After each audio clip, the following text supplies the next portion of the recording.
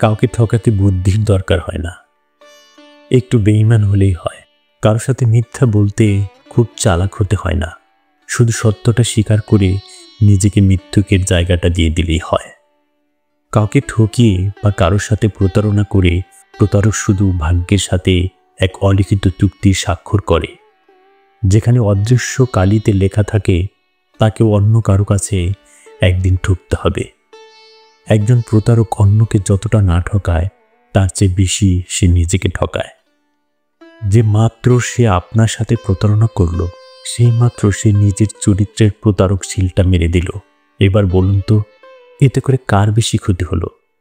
আপনার ক্ষতিটা সাময়িক, কিন্তু প্রতারকের ক্ষতিটা চিরস্থায়ী, কারণ এরপর আজীবন সে প্রতারক হয়ে বেঁচে থাকবে। দুধে পানি মিশিয়ে একটু বেশি লাভ করে যে বিক্রেতা পকেট ভরি করে খুশিতে মাছ কিনতে যায়, তাকেও ফরমালিন মুক্ত মাছ কিনে অন্যকে ঠকানোর শাস্তিটা পেয়ে বাসায় ফিরতে হয়। এই পৃথিবীতে আপনি যা দিবেন তাই ফেরত পাবেন। পৃথিবীর সবাইকে ফাঁকি দেওয়ার মতো বুদ্ধি আপনার থাকতে পারে, কিন্তু সৃষ্টিকর্তাকে কিভাবে ফাঁকি দিবেন? পৃথিবীর সব কিছুই অবৈধ দখল করার ক্ষমতা আপনার থাকতেই পারে, কিন্তু মৃত্যুর পর তো থাকার মতো 3.5 হাত জায়গাটা আপনাকে অন্য কেউ করে দেবে। নিজেকে ভালো মানুষ হিসেবে প্রতিষ্ঠিত করতে সবসময় যে সেরা কাজগুলো করতে হবে তা কিন্তু নয়। শুধু খারাপ কাজগুলো না করলেই হয়।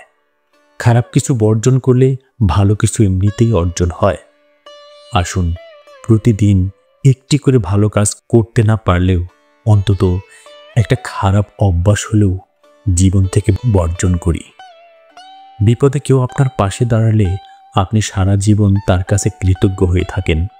কেউ আপনাকে চাকরি দিবে বললে আপনি তার তোষামত করতে করতে দিনের অর্ধেকটা পার করে দেন। চাকরির প্রমোশন দেওয়ার জন্য আপনি দিনে কবার বসের কাছে মিথ্যা প্রশংসা করে থাকেন। কেউ একবার আপনাকে বড় কোনো কাজে সুযোগ দিবে বললে আপনি তার চাটুকারিতার মগ্ন থাকেন। অথচ যে সৃষ্টিকর্তা আপনাকে সব দিয়েছে তাকে কজন দিনে অন্তত একবার স্মরণ করেন? কজন তার প্রার্থনা করেন? মানুষ উপলক্ষ মাত্র, সৃষ্টিকর্তাই একমাত্র সর্বময় ক্ষমতার অধিকারী। শুভাকাঙ্ক্ষীর প্রতি কৃতজ্ঞ থাকুন। যদি বিধাতা আপনার প্রার্থনা সন্তুষ্ট হন, তবে কারো সাহায্য আপনাকে চাইতে হবে না। আর তিনি যদি সন্তুষ্ট হন, তবে শ্রেষ্ঠ ক্ষমতাবান মানুষের সাহায্য আপনাকে নিতে হবে না। আপনি এতটাই শক্তি হবেন যে বক্সিংয়ে 5 বার চ্যাম্পিয়ন হয়েছে 2 হাতের শক্তিতে, অথচ সেই 2 হাত যদি একবার প্যারালাইসিস হয়ে যায়, তখন আপনার সেই চ্যাম্পিয়ন মার্কা হাত দিয়ে সামান্য একটা পিঁপড়াও সরাতে পারবেন না। ধর্মকে না মানা কোনো স্মার্টনেস নয়, বরং নাস্তিক হয়ে আপনি এটাই প্রমাণ করেছেন ধর্ম সম্পর্কে আপনি যথেষ্ট অজ্ঞ। যে সবার কথা চিন্তা করে তার কথা কাউকে চিন্তা করতে হয় না, কারণ তার জন্য সৃষ্টিকর্তাই ভাবেন। বিধাতার প্রতি বিশ্বাস রেখে আপনি হয়ে যান আত্মবিশ্বাসী। আপনার অনেক গুণ, মেধা আর অনেক টাকা, আপনি এসব গুণের ভিড়ে এতটাই অহংকারী হয়ে উঠেছেন যে অহংকারে আপনার পা মাটিতে পড়ে না। আজ যে অহংকারে আপনার পা মাটিতে পড়ছে না, কাল হয়তো সে পা দুটোই আপনার নাও থাকতে পারে। জীবনের সব সঞ্চয় দিয়ে উঁচুতলা বিল্ডিং তৈরি করে যে লোকটি নিচতলার লোকদের অবজ্ঞা করা শুরু করলো, মাত্র 10 সেকেন্ডের একটা ভূমিকম্প তার পুরো বিল্ডিংটাই ধ্বংস করে দিতে পারে। আপনার অহংকার চূর্ণ হয়ে যেতে পারে 10 সেকেন্ডে। আপনার যত গুণ থাকুক না কেন, যদি স্রষ্টা আপনার প্রতি বিরক্ত হন, তবে পৃথিবীর দ্বিতীয় কারো সাধ্য নেই আপনাকে সফল করবে।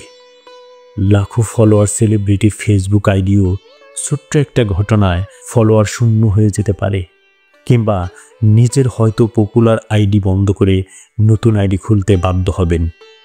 বিসিএস এর সর্বোচ্চ পর্যায়ে মেধার সাথে অতিক্রম করেও ফাইনালি অনেকেই তো চাকরিটা পায় না। সবচেয়ে ভালো গানের প্রস্তুতি নিয়েও তো মঞ্চে অনেকের পারফরমেন্স বাজে হয়ে গেছে কিবোর্ড কিংবা গিটারের সুর ঠিক না থাকার কারণে। মনে রাখবেন, আপনার সব কিছুই শুধু আপনার উপর নির্ভর করে না, নির্ভর করে স্রষ্টার উপর। আপনার সব শ্রম মেধাকে স্রষ্টার কাছে সমর্পণ করুন। দেখবেন স্রষ্টাই আপনাকে ঠিক জায়গায় পৌঁছে দিয়েছে।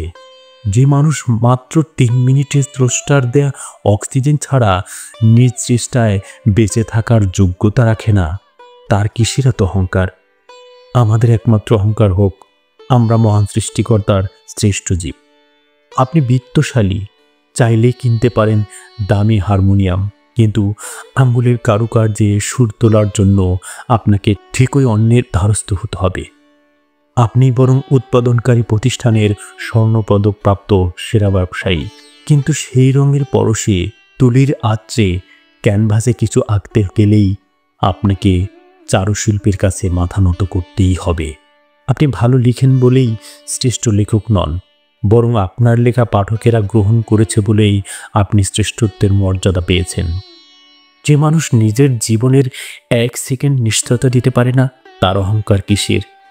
আমাদের সবচেয়ে বড় অহংকার হোক আমরা নিরহংকারী। আজও তো পৃথিবীতে আমার বয়সী কত মানুষই মারা গেল, কিন্তু আমি যে এখনো বেঁচে আছি এটাই তো আমার বোনাস। আজ আমি হয়তো সেই মৃত ব্যক্তির লিস্টে থাকতে পারতাম। পৃথিবীর সব কটি হাসপাতালে কত রোগী তো এই মুহূর্তে মৃত্যুর যন্ত্রণার লাইফ সাপোর্ট নিয়ে টিকে আছে শুধু আরও কিছুদিন বেঁচে থাকার আশায়। সে জায়গায় আপনি যে এখনো সুস্থ আছেন সেটাই তো আপনার শ্রেষ্ঠ প্রাপ্তি। সারাদিন অন্তত একবেলা দুমুঠো খাবারের আশায় আজ কত ভিখারি তো রাস্তায় রাস্তায় ঘুরছে। সে জায়গায় আপনি তো অন্তত ডাইনিং টেবিলে বসে মেনু সিলেক্ট করছেন আজ লাঞ্চে কি খাবেন আর ডিনার খাবেন কি দিয়ে। আপনি নিজে অন্য কারোর মতো হতে চাইছেন, অথচ আপনার লাইফস্টাইল যে অনেকের কাছে একটা ড্রিম হয়ে গেছে সেটাই আপনি দেখতে পাচ্ছেন না।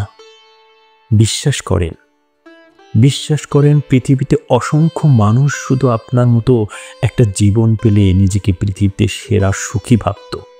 যে টাকা দিয়ে আপনি এমবি কিনে ইন্টারনেট ব্রাউজ করেন, অনেক পঙ্গু ভিখারি সেই পরিমাণ টাকার আশায় সারাটা দিন রাস্তায় রাস্তায় ঘুরে বেড়ায় হাত পাতে দুমুঠো খাবারের আশায়। এর মানে কি দাঁড়ালো? আপনার বিনোদনের জন্য খরচ করা টাকাটাও কিন্তু কারো সারাদিনের ইনকামের টার্গেট। কতটা সুখী আপনি একবার ভাবুন তো। কি নেই সেটা ভেবে যদি আপনি আফসোস করেন তবে এই জীবনে আপনি কখনোই সুখী হতে পারবেন না। কারণ আপনি যত উপরেই উঠেন না কেন আপনার উপরেও সবসময় কেউ না কেউ একজন থাকবেই।